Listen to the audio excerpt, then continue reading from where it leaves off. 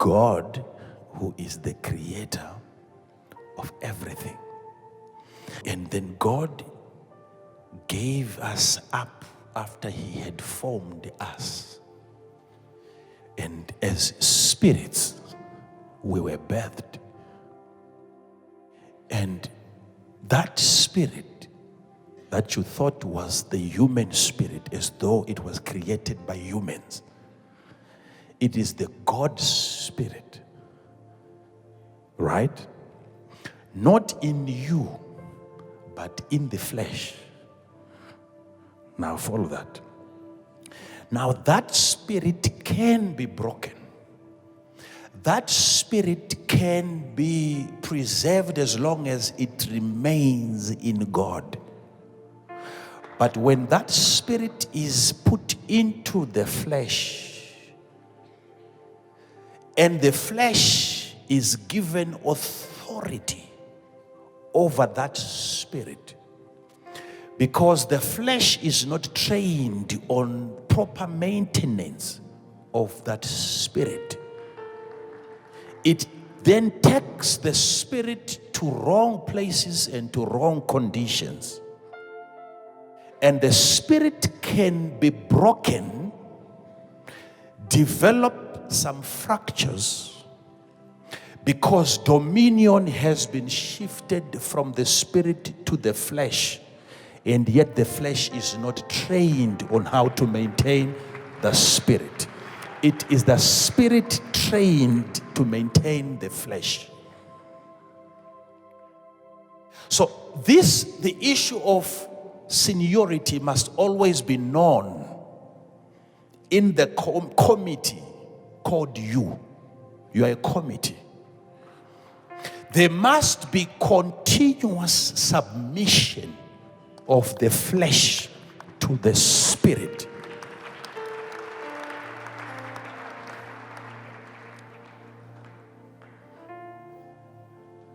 The day that your flesh seeks to overthrow the spirit, the same way Lucifer thought of lifting up his throne, he was arrested.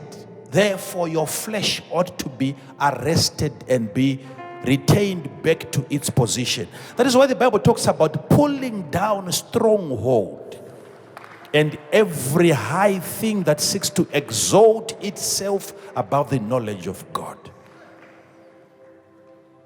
So submission must be maintained. Your flesh must always submit to the spirit. Arrest the flesh every single moment.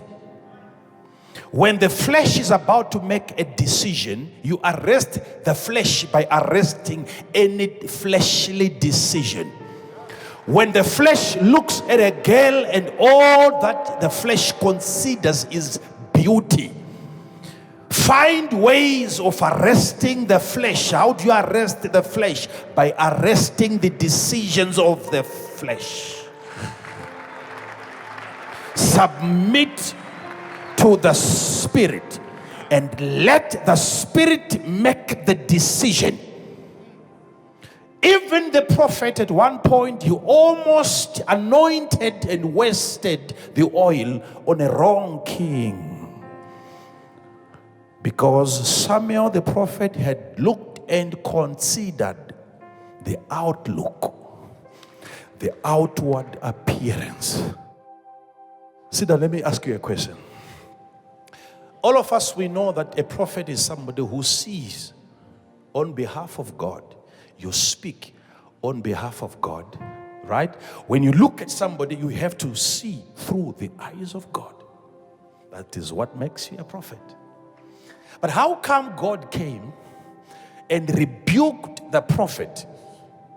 And God said, you are looking at the outward appearance, but I look at the inward.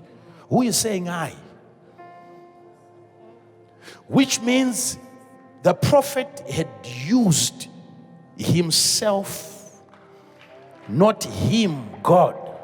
Because if you see through the eyes of God, he should have seen what God was seeing. So at that particular instant, the prophet had separated himself from God, thereby making wrong recommendations, considering the outward qualifications. And God is saying, no, that season has since expired. We are no longer looking at muscles here. I'm searching for the right spirit that can become the next president. So forget about the rest of the qualifications. No, this time I'm selecting the king. But what is going to qualify the king and the leader for my people is not anything to do with the flesh, the bone. No, I'm looking for the right spirit.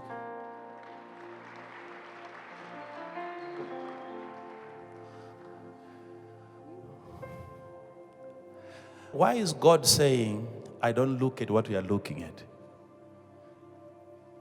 He's telling the prophet that you're no longer prophesying by me. It is now you appointing the next king and not me. It is now you proposing that girl, not me. Because you don't want to have God contradicting your choices if you are choosing through him. It has to be the same thing. Why did God say to the prophet, you see that, but I see that? If you are prophesying by God, by the same spirit, why then is your focus different? Samuel. My sons and my daughters, you are here, you believe that you saw that in a vision. God gave you that girl in a dream. But you don't want to have God come your way and he's asking you, you are looking at what I'm not looking at. Then, where did the dream come from? Because what makes you a prophet is your ability to see through the eyes of God.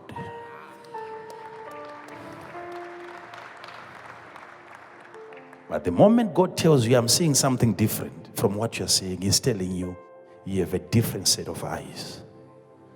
I did not approve this.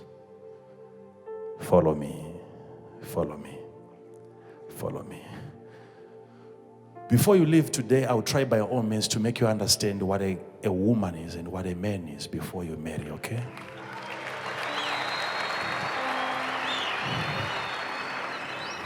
Yes, I'll try to touch on that before you go. Let's talk about the way of the Spirit here. If the Spirit is broken, before I explain to you how the Spirit can be broken, the bones, they dry up. When the bones are dried up, it means there is no more blood. The spirit is under attack. Then the production system of the blood. When you say the bones are dry, they are not wet because of water. Bones are wet because of the blood. When you say the bones are dry, they are dry because there is no more blood that makes the bones wet. So he is saying the brokenness of the spirit will affect the activities in the blood. And when the activities in the blood are affected, and yet the life of the flesh is in the blood, a problem will be passed on. The brokenness of the spirit will create dryness in the bones. And when the bones are dry, there is no more blood. There is no more activity in your blood. Your blood is now dry. Everything that you can try to do in life is no longer there. Death in your blood.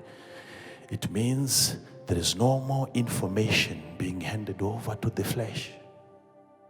No more life going to the flesh. So now, We have God who is a perfect God, creating a perfect spirit. And he placed that perfect spirit in an imperfect body. And then the flesh took over, reign over the spirit. And in the process, the spirit man got injured. And once that man is injured, the bones, they get affected. The blood dries up. When the blood dries up, the flesh now ceases to take information or even life from the blood, because there is no more activity in the blood.